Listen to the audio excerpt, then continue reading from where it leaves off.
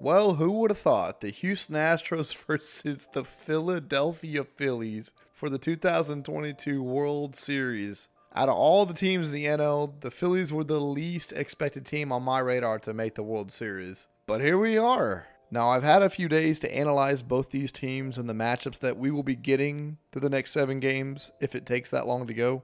And I have come to the conclusion on who I think and I believe will win this year's World Series. And I'm going to be completely honest with you. I'm going to jump straight to the point. I have the Astros in 5 games. Looking up and down on both these lineups offensively, the Astros edge out slightly the Nationals when it comes to talent and overall prowess. Both these teams can slug, both these teams can hit for average, and both these teams can get on base and hit the long ball.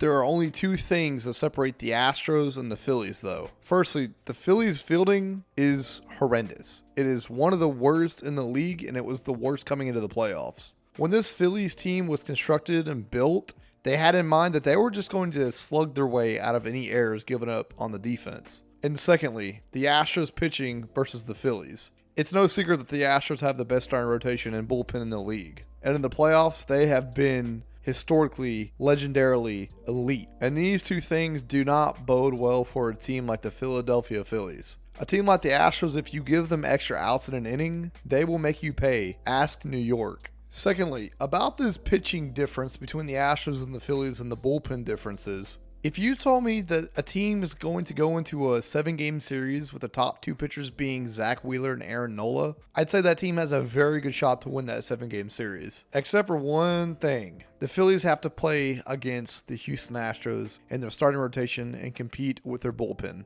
The Astros have 4 elite arms in their starting rotation and 2 elite arms in their bullpen that were starters this year versus the Phillies' 2 elite arms and a 3 and 4 in the rotation that just completely fall off from where the Astros' 3 and 4 starting pitchers are. When you analyze Game 1, Zach Wheeler versus Justin Verlander, this is probably the best game that the Phillies have to steal against the Astros at Minute Maid out of the 2-game set that they play at Minute Maid before they go back to Philadelphia. Zach Wheeler, a guy with high velocity on his fastball, could really use that to his advantage and attack the upper part of the zone on some hitters like Yordan Alvarez and Kyle Tucker who have shown to struggle with the high heat at times this playoffs. But it's a double-edged sword because if he does that, then he's got to contend with guys like Bregman and Altuve who handle the high heat very well. Other than that, Game 2, Framber Valdez versus Aaron Nola, I'd say Framber and the Astros have the advantage there. Framber is a ground ball, soft contact kind of guy. At any instance, if you have a guy on first base with no outs, Framber Valdez could easily induce a ground ball double play. I'd say Game 2, the Astros have the advantage there. Game 3, Lance McCullers versus Ranger Suarez. That's really not even a competition.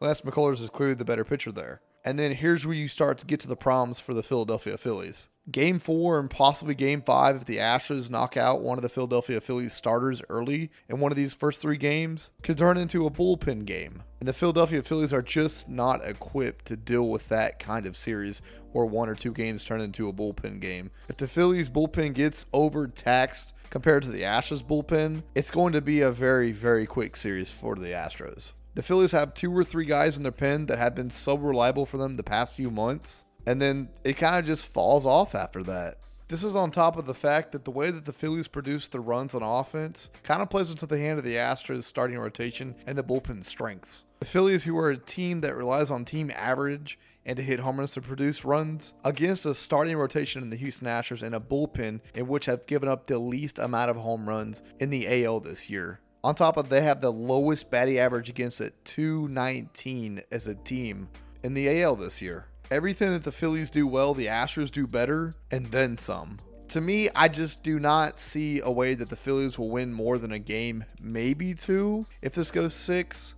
On paper, when I wrote all this stuff down, I just did not see a way that the Phillies are going to win more than a single game. I just do not see it in there, in all of that I have written down. Yes, I understand the Philadelphia Phillies are one of the hottest teams in recent years coming into the World Series. But this isn't the 2019 Nationals versus the Houston Astros, and this isn't the 2021 Atlanta Braves versus the Houston Astros. The Braves in 2019 had Hall of Fame pitcher Max Scherzer, and coming off one of the best years of his career in Steven Strasburg. At the top of the rotation, combined with a very decent bullpen, and then on offense, Anthony Rendon, Juan Soto, and company. You culminate that with the Houston Astros' very shaky bullpen in 2019 in Game 7 of that World Series. Yeah, the Astros were asking for trouble, and they got trouble, and they lost the series because of it. And then in 2021, the Astros' best offense in the league go up against an Atlanta Braves team who were not only hot, but had a very good rotation coming into that series and a very good shutdown bullpen with Tyler Matzik in the back. On top of a already stacked offense and an Astros team whose bullpen was already taxed and starting rotation was down to 3 starters.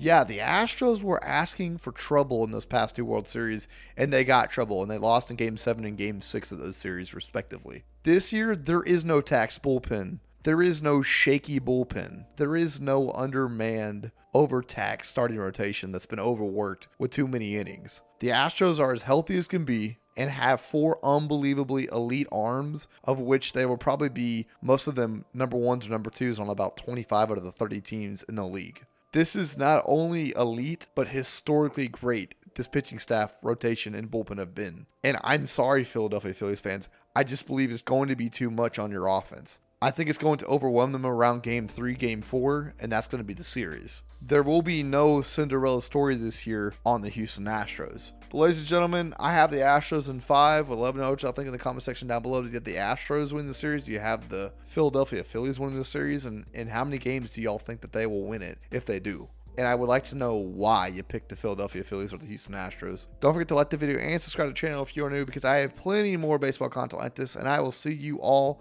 in the next one. Adios, mis amigos. Hey, thank you for rocking out tonight. You could be anywhere in the world. You're right here. And I got my special guest, Tyler Lee, man. Yeah, we bringing this all from the Keystone State. Chilling on the Empire State. So we run the entire state.